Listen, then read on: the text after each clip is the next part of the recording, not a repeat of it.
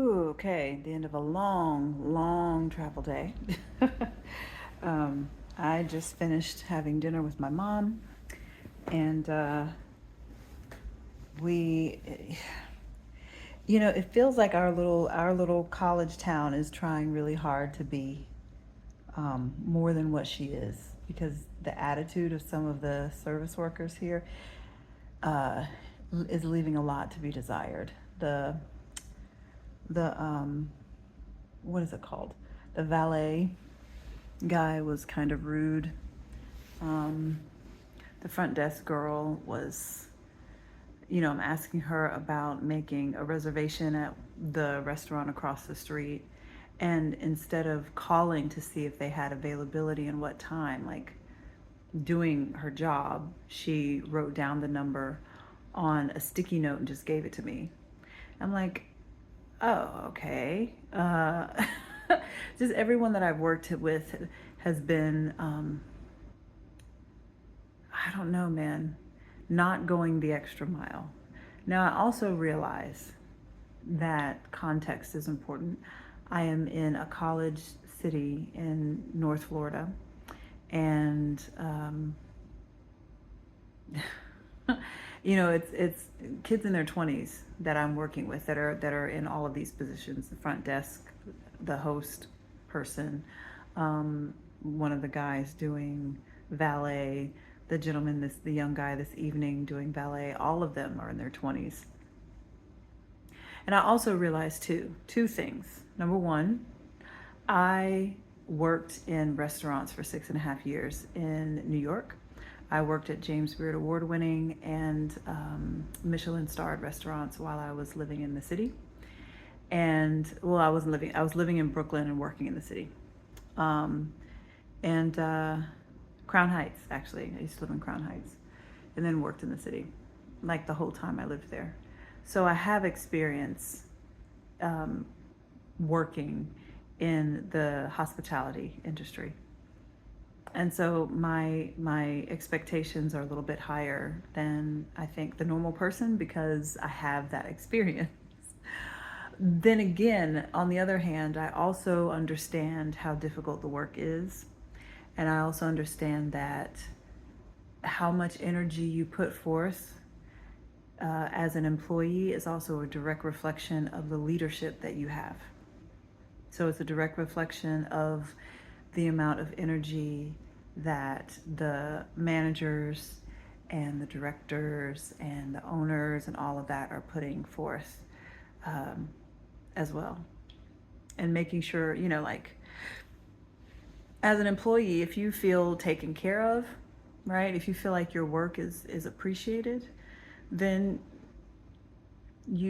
it's incentive to do, and you're paid well, right? It's incentive to do more.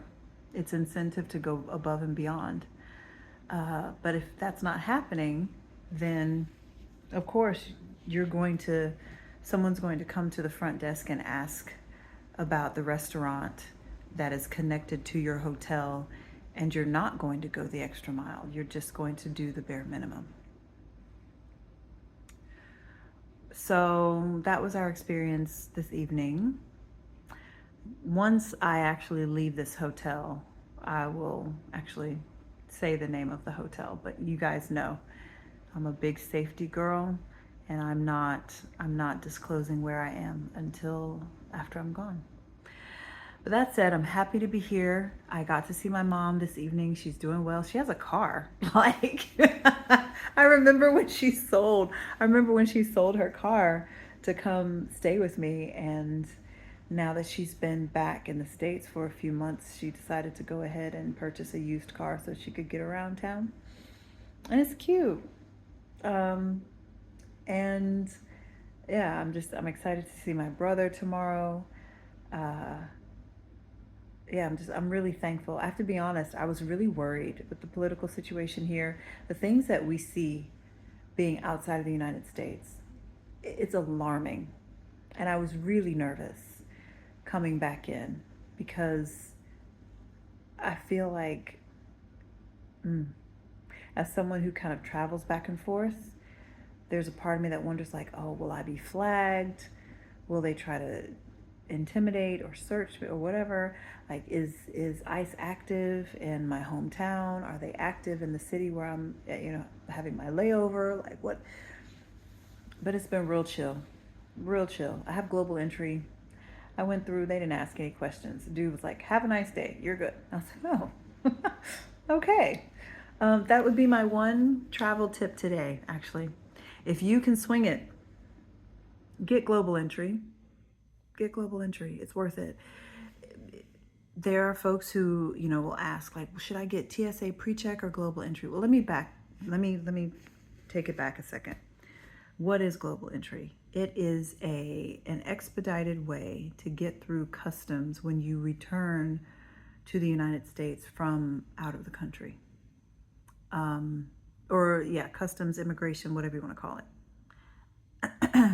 And so when you have global entry, basically they run a full background check. And so in exchange for running that full background check and having that information about you, you are able to, your customs situation as you come back into the United States is expedited.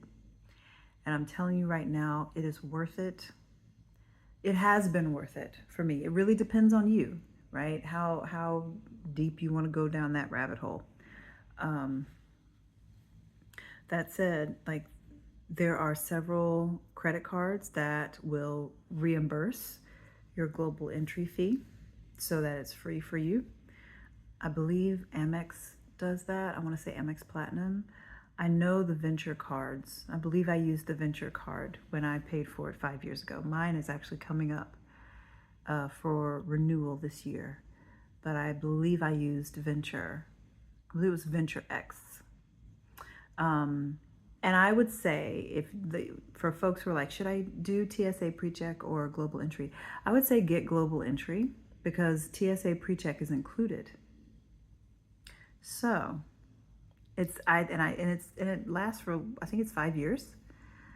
And it's just, you don't have to wait in that line.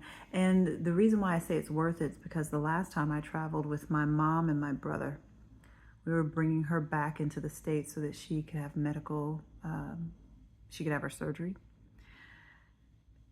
We had, I want to say, about an hour and 15 minutes layover in Dallas-Fort Worth. We missed our layover. I was able to speed through customs and recheck my bag.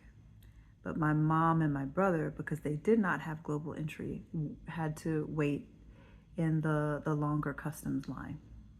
And we missed our flight. They were able to put us on the next flight. It was fine. It's not a big deal.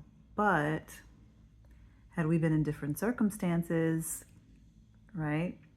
And so I say, especially for those travel days where you have a tight turnaround, coming back into the States, I find that it's worth it because I don't like waiting.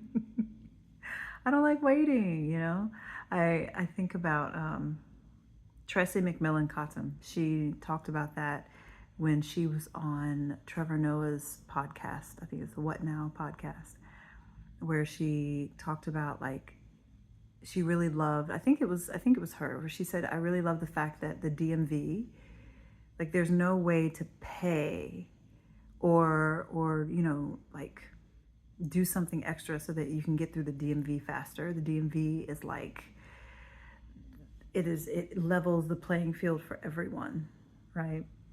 Everybody's got to go. If you have a car, everybody sits in the same place, you wait in the same line, you deal with the same stuff, right? But with other types of travel, there are ways to kind of like skirt through.